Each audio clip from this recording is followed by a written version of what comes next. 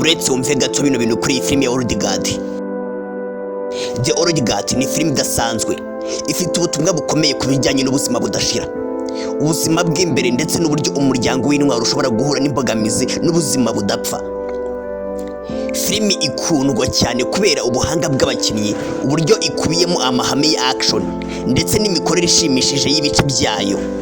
Ikigereranyo kigaruka ku immorality, ubuzima budashira, ivuga ku buzima bw'abantu badapfa, intambara bakoze imyaka myinshi ndetse n'uburyo bagomba kurengera ubuzima bwabo kandi bagahora mu ibanga rikomeye cyane. Buri wese muri bo afite impamvu idasanzwe ku mpamvu batagomba gusaza cyangwa se gutakaza ubuzima bwabo. Filimi Old Guard yakozwe mu buryo bukomeye kandi bwagutse bw'umwihariko ku bijyanye n'ibikoresho, imyambaro no gukora n'imikorere stand. Netflix niyo yatunganyije iyi filimi ndetse ni nayo yafashe inshingano zo kuyishyira hanze. Iyi filimi yatwaye agera kuri miliyoni 70 z'amadolari. Amafaranga yakoreshejwe mu gutunganya amashusho, ibikorwa byo guhitsamo abakinnyi, gukoresha imashini za tekinike, gutunganya ibikoresho bya action ndetse no kubaka ibintu bihuye n'inkuru nyamukuru.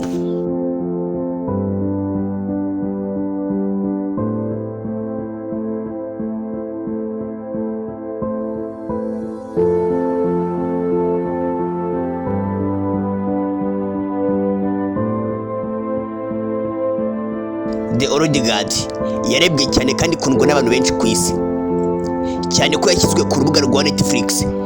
Iyi filime bavuga ko idasanzwe kuko yinjije amafaranga menshi atandukanye mu buryo bw'ibanze. Mu gihe cyo gusohoka kw'iyi filime, nyuma y'ukwezi kumwe gusa, filime yari yinjije arenga miliyoni 150 y'amadolari y'Amerika. Ibaze. The Old Guard ni filime yakunzwe cyane ndetse n'ubu ikaba igikunzwe. Iyi filime iri mu bwoko bwa action, scientific ndetse ikaba ikubiyemo n'inkuru y'ubuzima bwo mu isi y'abantu bashaje ariko bafite ubuzima budashira. Iyo filime ishingiye ku gitabo cya Greg Rucka, ikozwe n'umuyobozi Gina Prince by the World. Inkuru yayo ivuga ku itsinda ry'abagabo n'abagore b'intwari bafite ubuzima bugezweho kandi bushaje, bakaba bahora bahangana n'imyitwarire y'abantu bashaka kubica. Ni filime ikunzwe n'abantu batari bakeya. The Old Guard ikurikirana itsinda ry'abasirikare badasanzwe bafite ubudahangarwa budasanzwe bwo kudashobora gusaza no kwicwa. Ikurikirana itsinda ry'abasirikare badasanzwe bafite ubudahangarwa budasanzwe bwo kudashobora gusaza no kwicwa. Aba bantu bamaze imyaka ibihumbi babungabunga isi, barwana ku bwisanzure bw'abantu kandi bakora ibikorwa by'akadasohoka byo kurengera abandi. The Old Guard bivugwa ko yakiriwe neza cyane ku rubuga rwa Netflix, aho yabaye imwe mu mafilimi ya action yagize cyangwa se yagiye ifata benshi ku nshuro ya mbere muri 2020. Yahawe amanota meza cyane n'abakunzi ba filimi, cyane cyane ku ruhande rw'abifuza filimi za fantasy zidasanzwe. Netflix yatangaje ko igiye gukomeza uyu mushinga The Old Guard 2 kuko yasabwe cyane kandi ifite abakunzi benshi.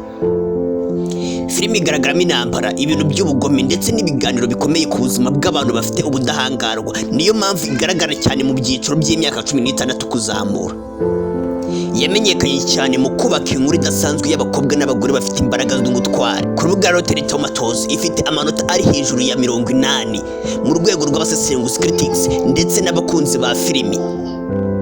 Ibi byari bimwe mu bisobanuro by'iyi filimi ya Old Guard ku bantu bose barebeye iyi filimi, ndetse akaba ari filime ikunzwe cyane. Iyi filimi twayitanze ibisobanuro bitandukanye ku bantu bibazaga iyi filimi. Mubashije gusobanukirwa iki iyi filimi, mbese ibisobanuro byayo byimbitse. Niba ukunze iyi video, kora subscribe ujye muri group.